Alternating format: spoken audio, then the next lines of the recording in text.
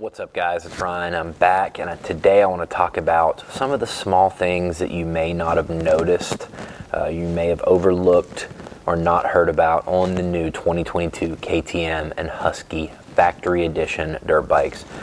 Just a reminder, if you're not familiar, these are going to be the new platform for KTM Husqvarna.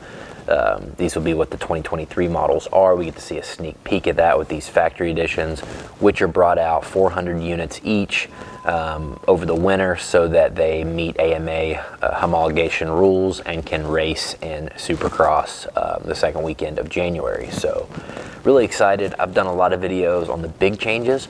On this video, I want to talk about the small changes, the subtle improvements that you may not have noticed. So let's start out with one I'm excited about, the Radiator Cap. The new Radiator Cap looks to be the same Radiator Cap that KTM's used on the 50s for a while. It's a plastic cap and it just simply threads on. It doesn't have to be pushed down and twisted into a locking position like all the Denso and Euro Radiator Caps have for years. Everybody's familiar with those.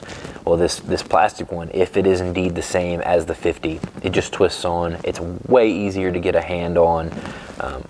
I was, excited about that. It's the small things, right?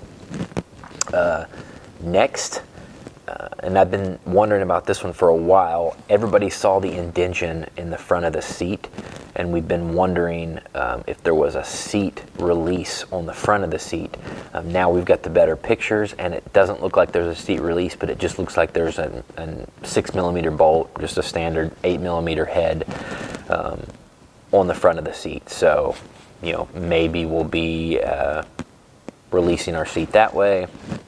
And if that is the case, it'll be way easier to get access to. Sometimes when you were coming in from the side with the long bolts, you really had to jam the T-handle in there to get it on. There just wasn't much room.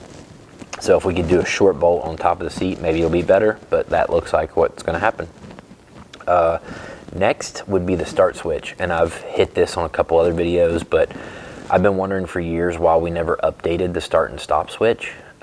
They're like the same exact switches from the 80s. Yeah, they work fine, but they just, I don't know. I was ready for a new style or something, and that's what we've got this year finally. They put the start and stop button in the same housing on the right side, which I think is great. Saves handlebar space, looks a lot better. And then you've got your other map switch on the left side that's for map, quick shift, and traction control. Moving down the list, we have new foot pegs. I don't really know what they changed about them. I just know they're different, and supposedly they're supposed to help not grab ruts or pack up mud as bad as the other ones.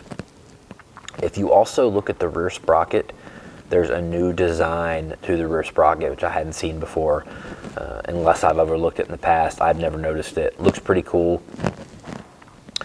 The top linkage bolt in the bottom of the swing arm looks like it mounts differently, like the nut is recessed back into the swing arm. That wasn't the case on the last generations.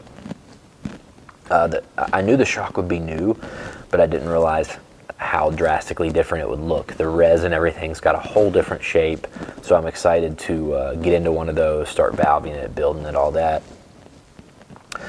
My only question is, though, the shock the rebound and compression adjusters are supposed to be, they have external adjusters. You don't need a flathead.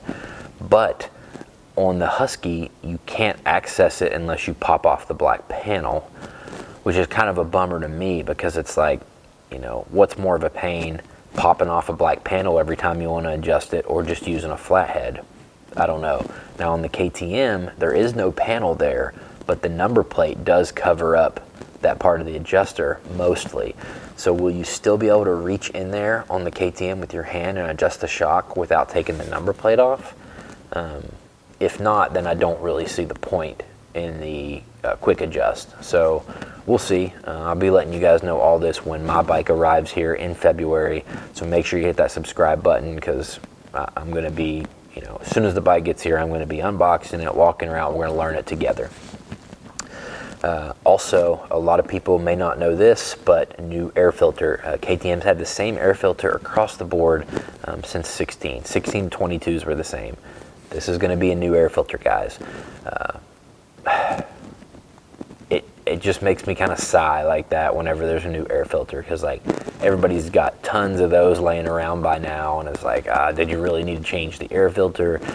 It looks like maybe it pops in, locks in at the top instead of at the bottom on opposite sides now, but we'll have to see. But I have checked part numbers, and the air filter is different. And then lastly, it looks like the bar mounts are different, guys. So there's going to be a lot of other small differences as well that I haven't caught either, that maybe we'll catch when we get the bike. But we just know that because we've been told that only the front wheel, the handlebars, and the gas cap are the only items that will work on the new bike from the old generation. So pretty interesting there. But yeah, guys, thanks for hanging out with me and watching these videos. Hit the subscribe button, and if you'd like to go one step further and join my race team and be able to message me anytime, ask questions, talk moto, get help with your bikes, whatever, just hit that blue join button and we'll get together. Thanks so much. See you in the next one.